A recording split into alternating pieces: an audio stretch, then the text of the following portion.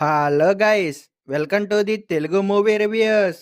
2024లో థియేటర్లో రిలీజ్ అయిన love positive అనే మూవీ ఓటీటీలో స్ట్రీమ్ అవుతుంది. ఈ మూవీలో సిద్ధు జొన్నలగడ్డ, నందు, శ్రీరామ్ మెయిన్ లీడ్ రోల్గా నటించారు. ఇప్పుడు ఈ మూవీ ఎలా ఉందో చూద్దాం రండి.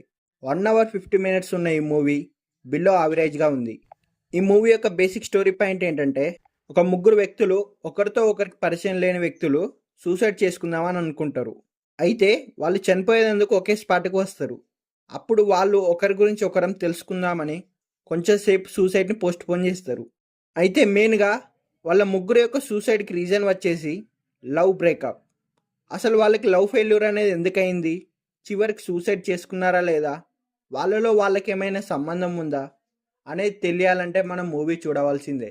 ఈ మూవీని ఫ్యామిలీతో కలిసి చూడరాదు, ఒంటరిగా చూడండి. Below average movie. మా ఛానల్ యొక్క కంటెంట్ నచ్చినట్లయితే సబ్స్క్రైబ్ చేసుకోగలరని మనవి.